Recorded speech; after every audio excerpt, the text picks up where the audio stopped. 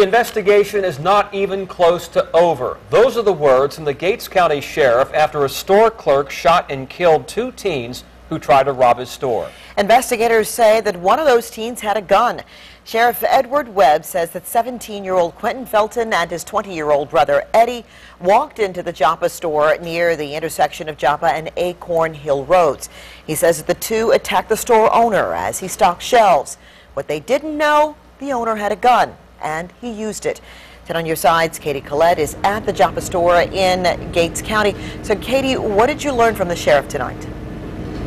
Alvita, I learned that there have been several violent armed robberies in nearby counties, and I asked Sheriff Webb if he believes this could be a certain uprising of clerks fighting back. He tells me that could very well be the case. Now, I spoke with a woman who owns a restaurant about 6 miles away from the store behind me here. She tells me she's one of those people who does carry a gun to work, and she says if she has to fight back, she'll use it.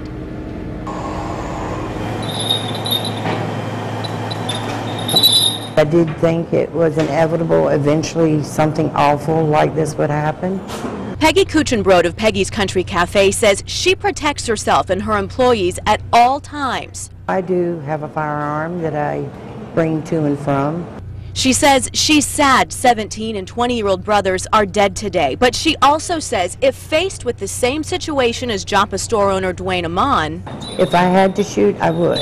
Investigators say Quentin and Eddie Felton tried to rob Amon at gunpoint inside his store Tuesday evening. Sheriff Edward Webb says Eddie pointed a rifle at Amon while Quentin beat the store owner. That's when Webb says Amon grabbed his pistol from beneath a shelf and started shooting. He just randomly shot over his shoulder, striking that individual in the stomach area. That individual, 17-year-old Quentin. Webb says Quentin ran to nearby woods where he died a short time later.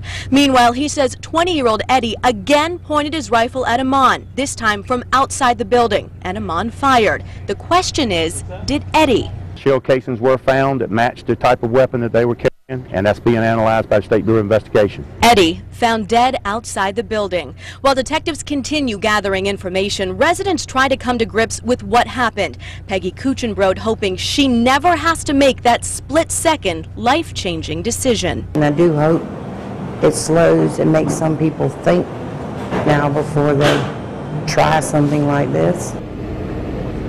Now, the question many have, could Amon possibly face charges for shooting the Feltons? Sheriff Webb tells me that is up to the district attorney to decide. But Sheriff Webb also says it's important to remember in North Carolina, it is legal to, quote, protect yourself as long as you're on your own private property. Now, Sheriff Webb also tells me he knows someone dropped the Felton brothers off here at the store last night. He wants to know who that person is. So if you are that person or you know who that person is, he wants to hear from you. Call the sheriff's office at 252-357-0210. Live in Gates County, Katie Collette, 10 on your side.